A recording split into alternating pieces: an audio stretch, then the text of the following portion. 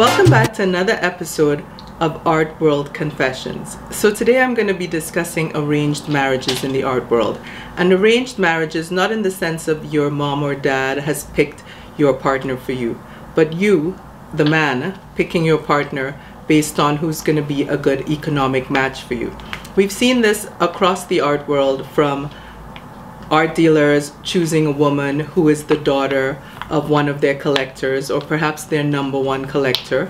We've seen this also between people whose parents worked at auction houses and then they married the daughter of their colleague or someone who was higher up in the ranks at the auction house than their own parent was.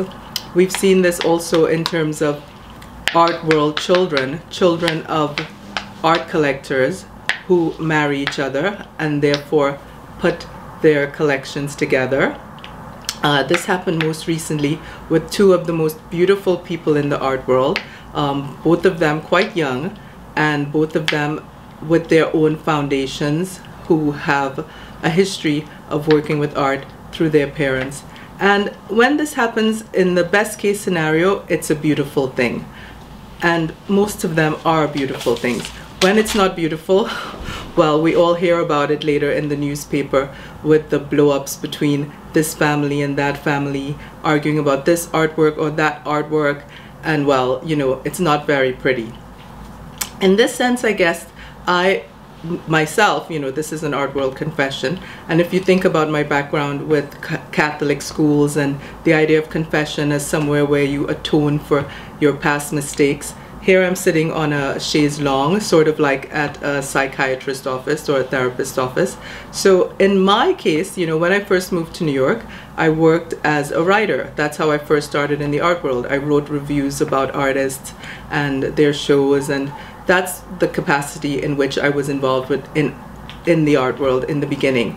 And if you think about it, my son, who's the grandson of a famous American writer, my son's grandfather is Peter Matheson. I too have somehow biologically made one of those arranged marriages, because through my son and his writing, we are part of the literary art world. And it's kind of good to be outside of the visual art world and have something else to do in terms of art, because then, like you see right now, you can just sit around and talk about it or write about it or whatever you want to do about it, and not necessarily be so stuck in it that your vested interests are somehow threatened by your ability to say what you think or feel honestly. I mean, you know, that's part of my pet peeve, that there's so little honesty in the art world, whether it's in the numbers that you see, the true numbers versus the false numbers, whether it's the relationships between people that are not necessarily based on being honest. But I'll take this opportunity to show the lost crystal, Don't Get Lost. And my son has these wonderful ideas that come up from time to time. And just recently, when I put this book on Amazon, I did a Google of the lost crystal and my son's last name, Matheson.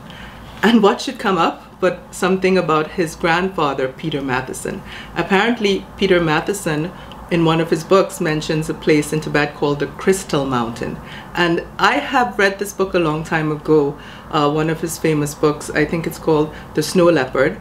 And I read that a long time ago, and I totally forgot anything about the Crystal Mountain. So the fact that 2 generations later, my son came up with this concept of the lost crystal, I just think it's so amazing what sort of genetic memory we have inside of us as human beings. And that could be part of the arranged marriages too in the art world. This sort of, as one of my friends put it, she said, you know, these people who do marry each other, they need to do that because they feel safe. The information that they carry within themselves, their lifestyle, can only match with someone who is also in that lifestyle. So it's not that I have anything against it, it's just that it's something quite curious that you see from time to time, the creatures of the art world marrying each other.